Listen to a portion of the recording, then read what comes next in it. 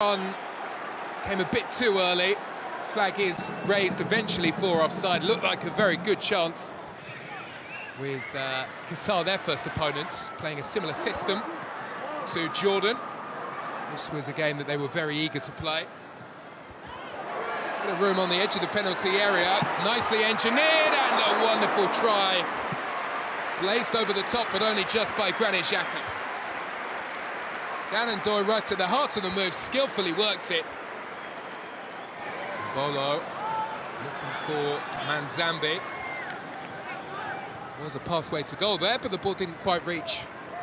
And he wasn't able to get away. Bolo onto Manzambi again, and this time they will connect. And this time he drives towards the corner.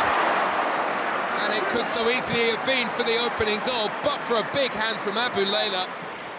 Had 6 attempts to Jordan's 1. Bolo's touch, wants it back, gets it back, and it looks as though they should have scored, but Freuler, almost trying to walk the ball in, is denied at the very last second. Maybe took one too many touches, if we're completely honest. And the referee is certainly giving this a thorough look over.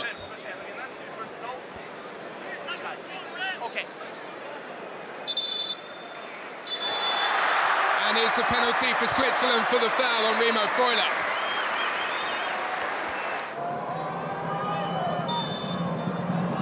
Bolo from the spot. Scores pretty easily for Switzerland, who take advantage here. And after the VAR decision, he scores and Switzerland lead against Jordan. Very coolly done. Waiting for the goalkeeper to make his move.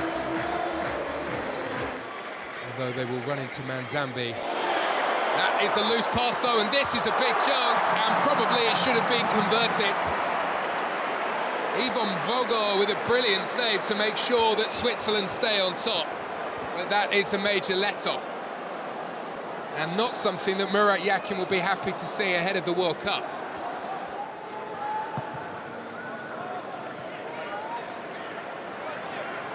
Ebersha, roaming free.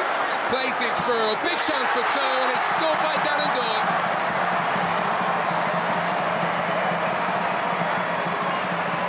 Well, it's a goal that comes straight after the drinks break, and Jordan switch off, and maybe this will be a big lesson ahead of the World Cup, because Switzerland were alert and were ready to pounce, and that is what they do. A huge gap opened up in the Jordan defence, and Doy ran straight through it, and he tucks away. Very nicely done beyond the goalkeeper. And Switzerland have a second.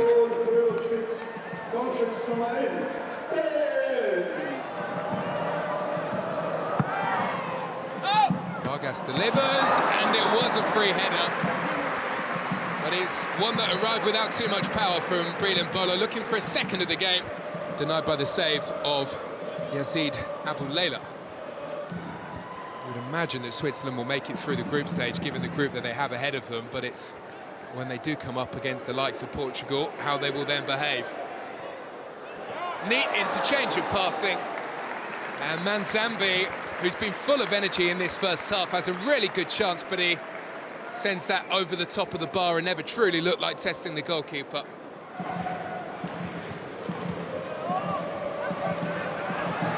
Looking for another before the half-time whistle. And it's a big wag of the finger in terms of a penalty decision from the referee. The big question is, did Brilliant Bolo kick the trailing leg, or was it the other way around? And the answer to that is it was defender on attacker, and it will be another Switzerland penalty. And on the stroke of half-time, Granit Xhaka makes no mistake. And makes it Switzerland 3, Jordan 0.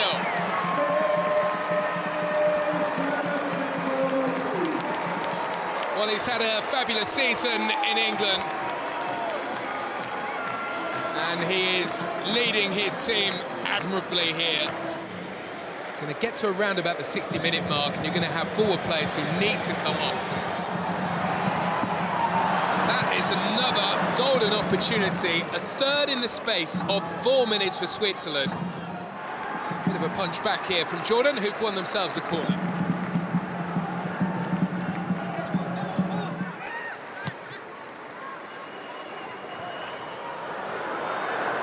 And defensively, they're in a spot of bother here.